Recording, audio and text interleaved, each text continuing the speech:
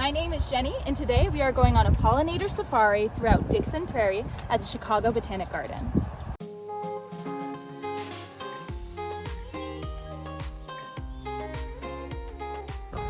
All right, and so very quickly we found our first pollinator. If you look over here, we've got a honeybee. Honeybees are actually not native to the US. They were brought over from Europe by the settlers.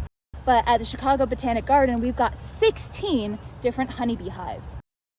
There are lots of different types of bees. When people say save the bees, a lot of people think of honeybees, but that's because they give us honey, which people have a monetary value for. It's important to protect all of the biodiversity, from huge bumblebees all the way down to smaller solitary bees and sweat bees. And one of the ways we can do that is by educating people and showing them the pollination power that is right outside of our own homes. What's up, guys? My name's Ibrahim Amjad. My mentor is Jenny, who you've probably seen by now.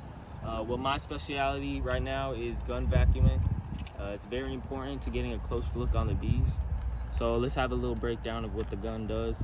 If you press the trigger, it sucks up the bees with the fan.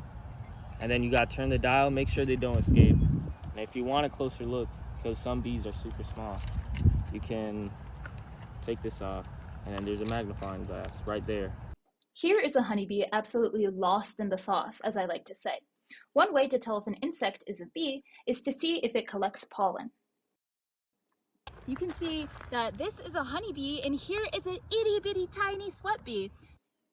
Different species of bees put their pollen in different places. Take a look at these three photos. Can you tell where the pollen is?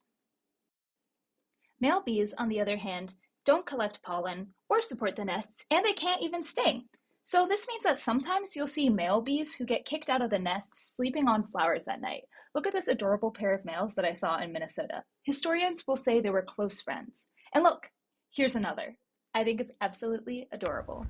And now we're on a hunt for a wasp. You can tell it's a wasp because it will have a snatched waist, folded wings, and the antennae are lower on the head.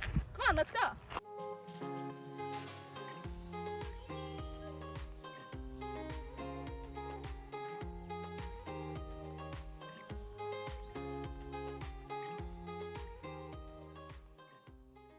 And over here, we have a bumblebee.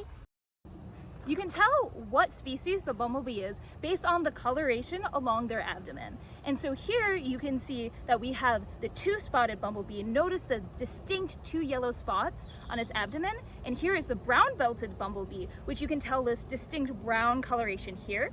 We also have the common eastern bumblebee, which just has one section of yellow and the rest is black. And then, the most exciting part of this summer was finding out that the federally endangered rusty patch bumblebee is actually here in the gardens and perhaps lives in the prairie. And so you can tell that it's a rusty patch bumblebee because it has this really bright orange color right there, as you can see. And that was just an exciting find. It's crazy how many insects you can find when you know what to look for. So the next time you're in a garden or even in your own backyard, keep an eye out. Thank you for joining me on this adventure.